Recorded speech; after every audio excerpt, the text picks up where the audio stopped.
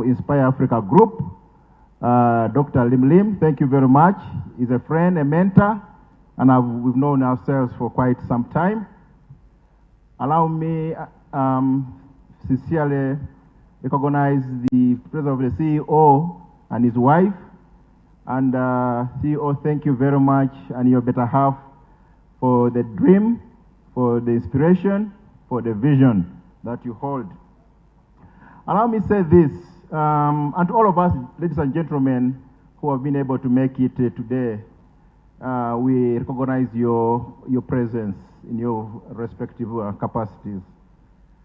I have sat in here today, listened, participated, and a little bit of some messages that have come through. And I thought I need to re-echo some of these messages for the good of all of us, but also for us to go out and reflect over them. This initiative has a catchword, and that catchword is inspire. What is Inspire Africa inspiring us to do? What is Inspire Africa Group targeting to inspire, and who in particular? My reflections have been quite clear that we have a number of categories of individuals along the coffee value chain that this catchword speaks to. And this speaks to our farmers, this speaks to the collectors of the bean, this speaks to the various processors of the bean, this speaks to those who are adding value to the beans, those who are selling this, who are, traders in this, and to all of us as a country. So the word inspiration is meant for all of us. And therefore, I hope we are inspired by the story and the testament that we've had in today's engagement. Nelson, thank you very much for the vision. Through your vision, you've aroused the holy hunger in us. This morning we heard about the holy anger, and this vision has raised that holy anger in us. And because of that holy anger, government got inspired. And when government got inspired, led by His Excellency the President, who is the key champion of this initiative, government made a strategic decision to partner with Inspire Africa to pursue this dream. And indeed, I want to say very confidently, on behalf of government, that we will continue to support this initiative. We will continue to provide all the necessary support systems to ensure that the dream that was started way back comes to a realization. We will provide the finances required. We will provide the technical expertise required. We will provide the networks required to ensure that this dream makes it to the ultimate that we all expect. Now, my key word is teamwork. And this second word, I picked it from today's barista competition. And they said teamwork, teamwork, teamwork. Therefore, I call upon each and every one of us to get involved to support this very important call. Finally, from me, my last message is that to you out there, the negative forces, to you, the negative forces, I know for sure there is none of them here. But if you are, and you came in here with the negative force, please, please keep that to yourself. We want to say that that energy should be taken elsewhere. We require positive energy in the drive to create transformation through this pipeline of coffee. So if you associate with negatively, we will definitely put you aside and will not allow you to frustrate the very core of our existence. That's my message to all those detractors, my message to those who feel they are entitled to own the coffee sector. This place is for all of us and it's for progressive forces, and we want to be associated with that. With those are my personal narratives, and I associate them, all those with me. Allow me therefore read the speech of His Excellency the President to all of us. And this is remarks by His Excellency Yoweri Kaguta Museveni, President of the Republic of Uganda, at a function of Africa Business Forum in Tungamo, 23rd May 2024. I wish to extend my heartfelt appreciation to the organizers of this event, Inspire Africa. As you all know, coffee is a strategic commodity in many of our countries. It is vital for economic growth, foreign exchange earnings, and the livelihoods of millions of our citizens involved in the enterprise at various stages of the coffee value chain. You are aware that Africa produces some of the world's greatest coffee, yet the continent still does not fully benefit from its immense value. In Uganda, for instance, we produce about 8.2 million bags of coffee. Out of this, 6.2 million bags were exported.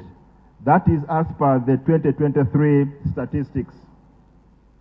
But only a small fraction of about 1 metric ton was processed. The rest is just sold as raw coffee, which serves as a raw material to Europe and the rest of the importing countries. This coffee then comes back to us in different names, selling expensively. We have to change this narrative. Through enhanced value addition, better market access, and policies that prioritize farmers' welfare, we can ensure that Uganda coffee commands the respect and value it deserves on the global stage. Africa has the youngest population in the world, and we must harness this demographic dividend to revitalize our coffee sector. In Uganda, more than 73% of the country's population are under 30 years. We have been advising our people that agriculture, if managed well, can solve one of our greatest challenges, youth unemployment. But for this to happen, we must show the value in agriculture and address the challenges in relation to quality inputs, value addition, and market access, especially intra-African trade. We must, therefore, prioritize investment in youth if we are to regenerate the Africa coffee industry. Investing in capacity building of the youth through regional centers of excellence, supporting youth-led ventures to increase domestic consumption, and promoting entrepreneurship through innovative approaches to coffee production, processing, and marketing will boost the coffee industry. The theme of this event, innovation, industrialization, and value addition, says it all. As we look into the future of Africa's industrialization, there are certain factors that we must address ourselves to. I will state some of these in form of rhetoric questions. The first, we are talking about the third industrial development decade for Africa. How much did we achieve during the first and the second industrial development decades for Africa?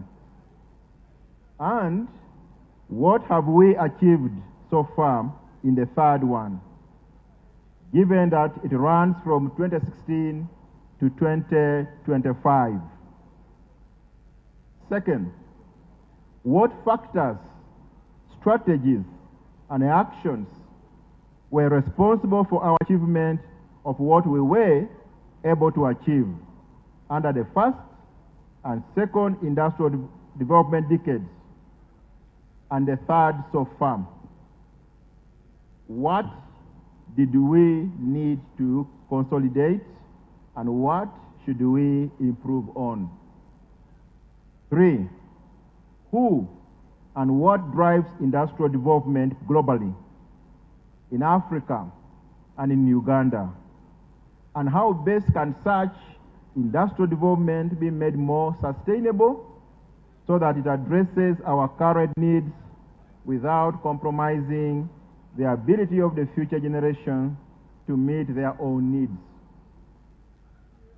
Despite all this, Africa remains the poorest and the most vulnerable region in the world, and noting also the need for the continent to take urgent action to advance sustainable industrialization as a key element of furthering economic diversification and value addition, creating jobs and thus reducing poverty, reaffirming the importance of industrialization in supporting Africa's own efforts towards sustained, inclusive, and sustainable economic growth and accelerated development. This reiterates that African countries have primary responsibility for their own economic and social development, and that the role of national policies and development strategies cannot be overemphasized. Therefore, the responsibility for sustainably industrializing Uganda lies squarely with us. Our international partners will only play a complementary role. Finally, ladies and gentlemen, I wish to inform you that our strategic focus should be on enabling both the private sector and public sector to drive sustainable industrial development, innovation, and value chain addition. I thank you for God and my country.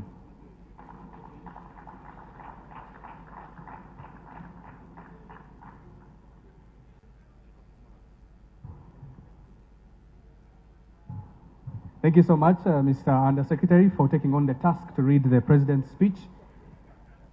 And now, ladies and gentlemen, we come to the end of today's Africa Business Forum 2025. I request for you to stand up, we do the anthems, and departure will be next.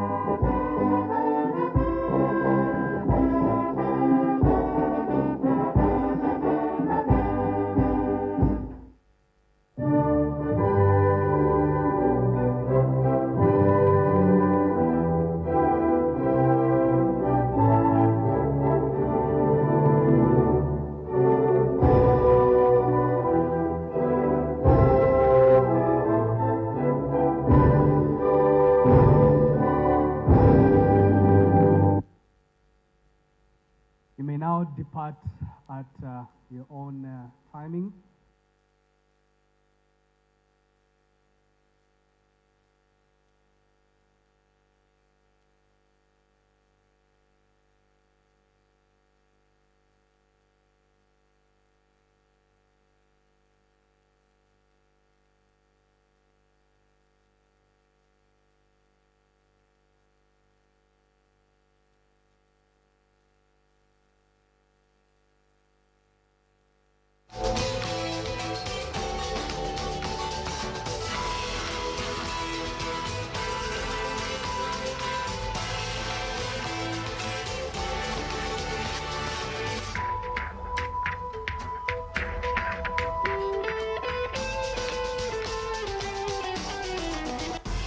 Laba Star TV emunyenye y'eggwanga.